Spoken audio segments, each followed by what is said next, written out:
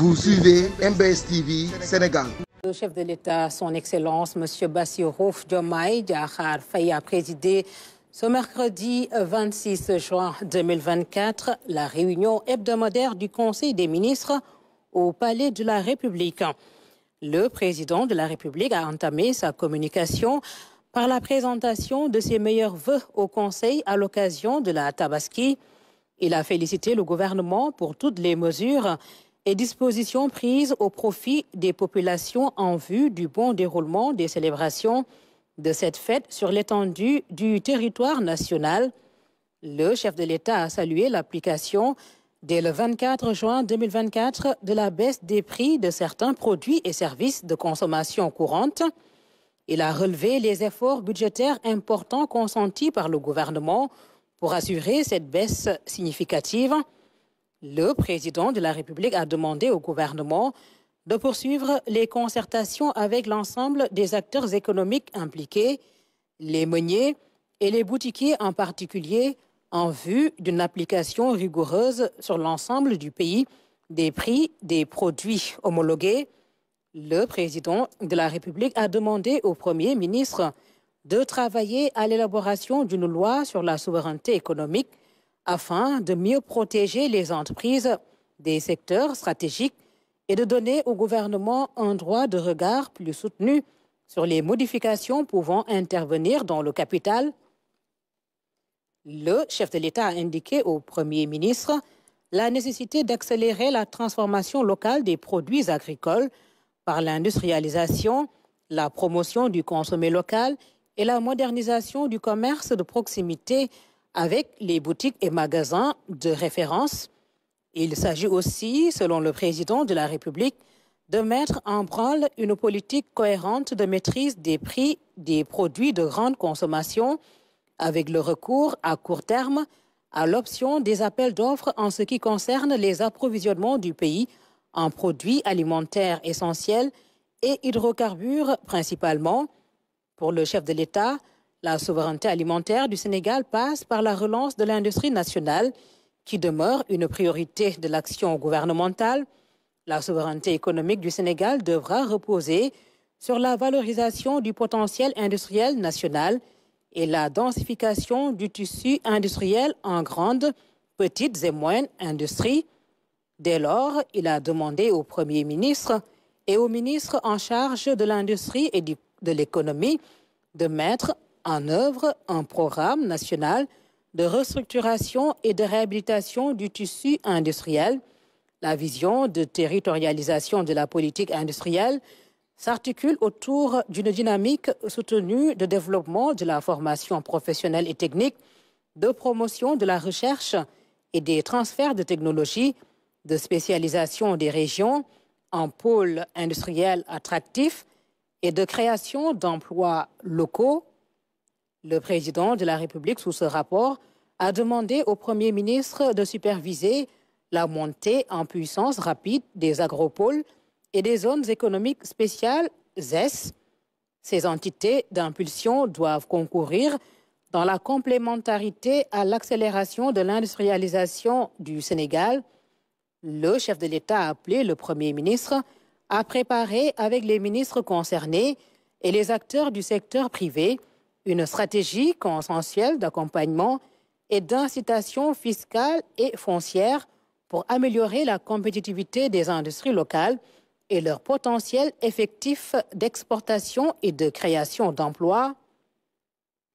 Le président de la République a indiqué l'urgence de maîtriser le répertoire des entreprises industrielles du Sénégal avec les emplois réels annoncés et les bilans sociaux révélés.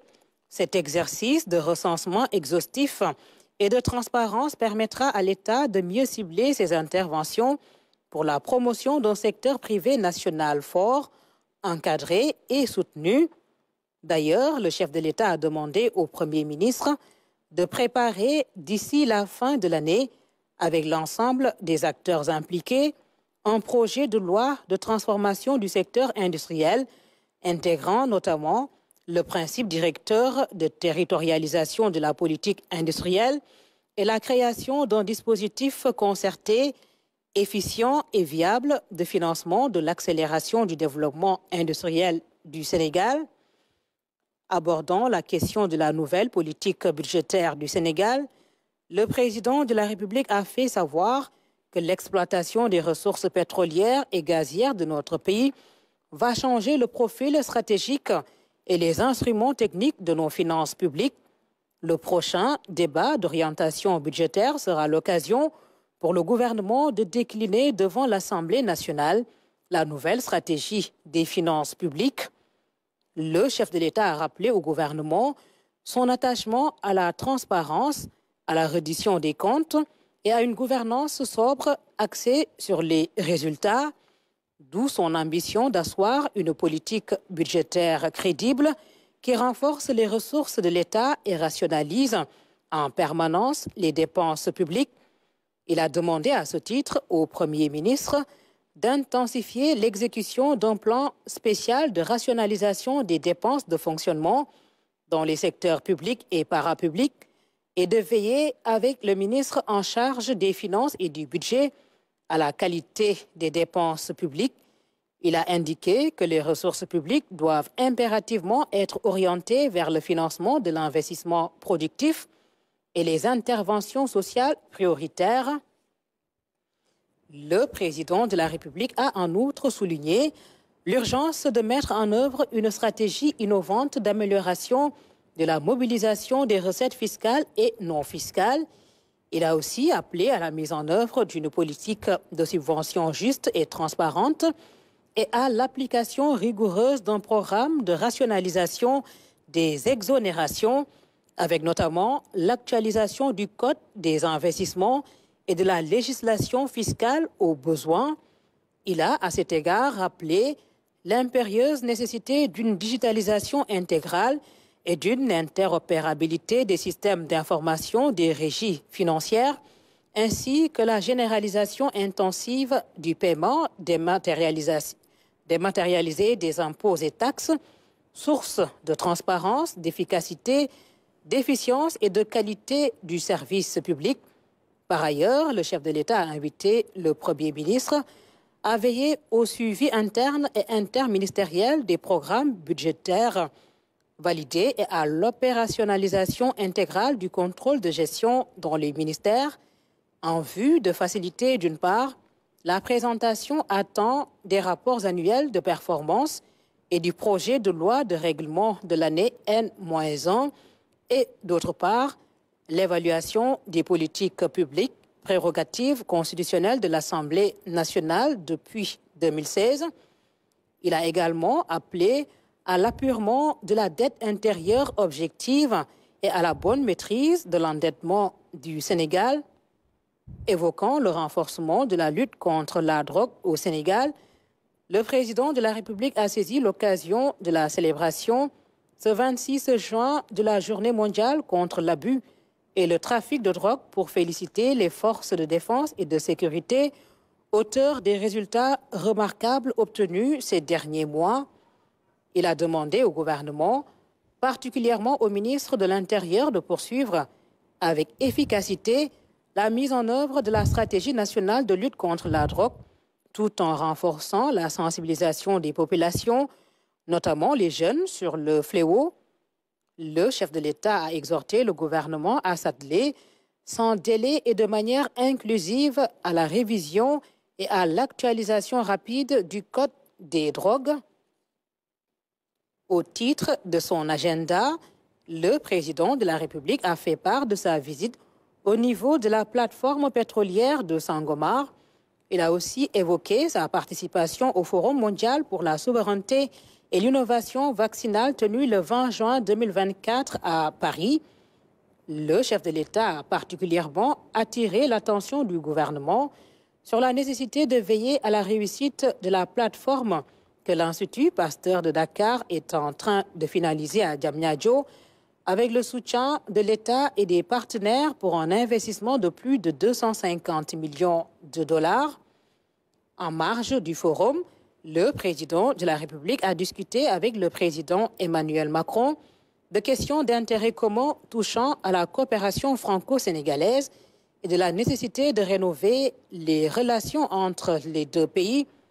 Le séjour à Paris du chef de l'État a été également marqué par des entretiens, notamment avec le président Paul Kagame du Rwanda, la secrétaire générale de la francophonie, le directeur général de l'OCDE, le président du développement global de la fondation Bill Gates, la commissaire de l'Union européenne chargée des partenariats, le directeur général de l'AFD, le président du groupe Eiffage.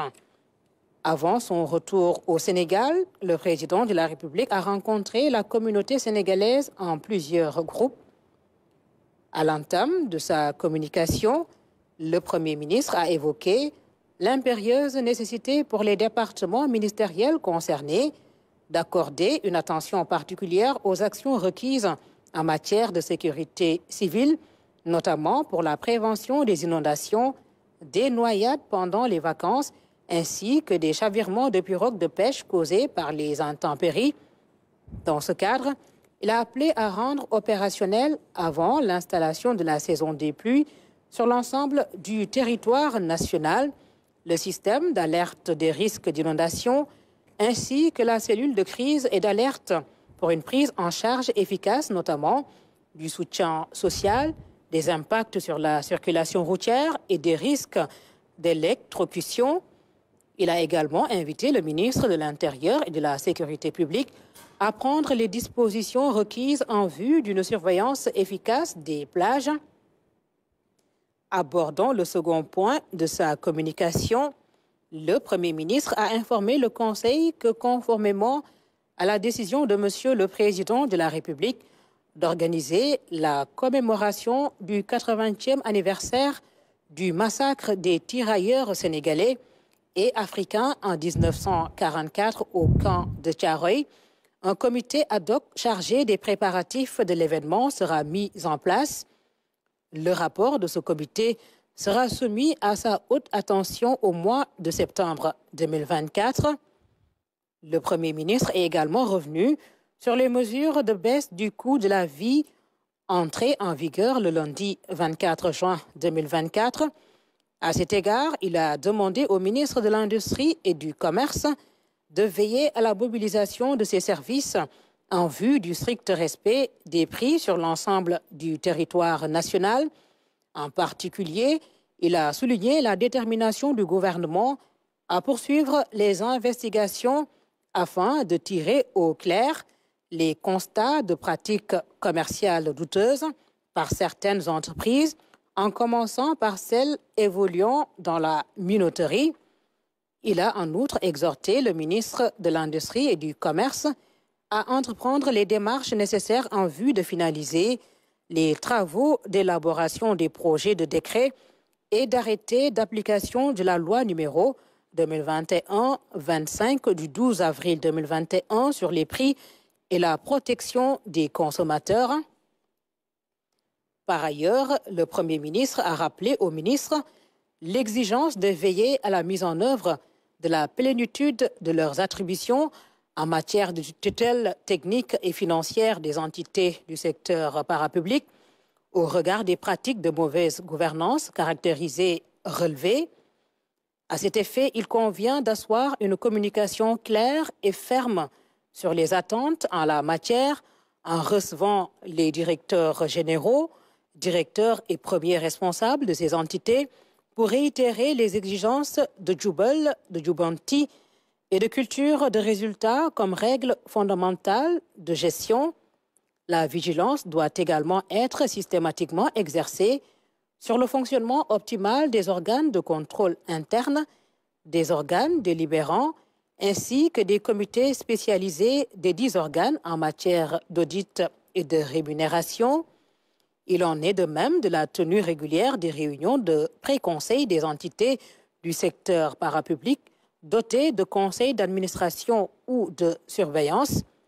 Enfin, le Premier ministre, après s'être félicité des actions entreprises à chaque fois que de besoin par les ministres concernés depuis l'installation du nouveau gouvernement, notamment en termes de proactivité et d'écoute, a souligné l'impérieuse nécessité pour les entreprises de respecter les accords conclus avec les populations locales et de répondre à leurs préoccupations légitimes, tout en demandant à ces populations de s'abstenir de tout acte de nature à porter préjudice à l'activité économique.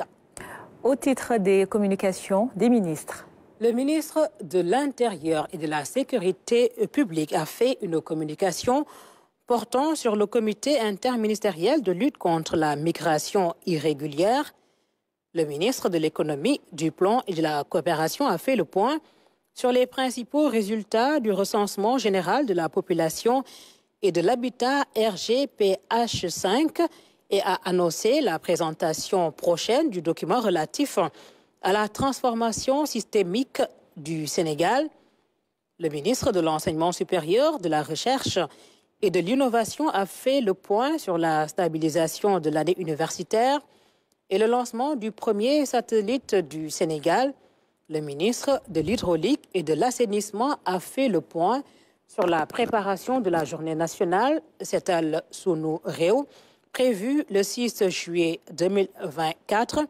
Le ministre de la Santé et de l'Action sociale a fait le point sur le dispositif de sécurité sanitaire des pèlerins durant la phase de retour au Sénégal. Au titre des textes législatifs et réglementaires. Le Conseil a examiné et adopté le projet de loi de règlement gestion 2023, le projet de décret portant création et fixant les règles d'organisation et de fonctionnement du Bureau d'information et de communication du gouvernement, BIC-Gouv, présenté par le ministre secrétaire général du gouvernement, le projet de décret portant code de l'urbanisme, partie réglementaire, le projet de décret portant code de la construction, partie réglementaire, le projet de décret modifiant le décret 2020-986 du 24 avril 2020 instituant une taxe parafiscale au profit du Fonds pour l'habitat social dénommé taxe sur le ciment. Au titre des mesures individuelles. Le président de la République a pris les décisions suivantes. M. Mohamedou Bamba Diop, ingénieur, statisticien, économiste, matricule de solde numéro 615-996D, est nommé secrétaire général du ministère de l'Économie, du Plan et de la Coopération en remplacement de M. Ale Nar Diop, appelé à d'autres fonctions. Madame Ndeye Fatou Lo, conseiller des affaires étrangères, matricule de solde numéro 616-254J, est nommé directeur de l'administration générale et de l'équipement au ministère de l'intégration africaine et des affaires étrangères, en remplacement de Madame Ami Mbaké, appelée à d'autres fonctions. Madame Mariem Gueye, inspecteur principal du Trésor, matricule de solde numéro 624-689A, est nommé directeur de l'administration générale et de l'équipement au ministère des Infrastructures et des Transports terrestres et aériens.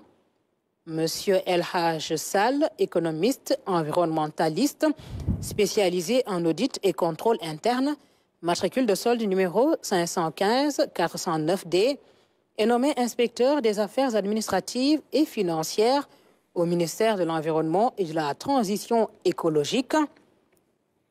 Monsieur El Haj Mamadou Gueye, juriste, matricule de solde numéro 662-513E, est nommé inspecteur des affaires administratives et financières au ministère de l'Urbanisme, des collectivités territoriales et de l'aménagement des territoires. Monsieur Mamadou Boy Diallo, juriste financier, matricule de solde numéro 642-620Z, est nommé inspecteur des affaires administratives et financières au ministère de l'Agriculture, de la souveraineté alimentaire et de l'élevage. N'oubliez pas de vous abonner sur la chaîne et de cliquer sur la cloche de notification. MBS TV Sénégal, la chaîne pour tous.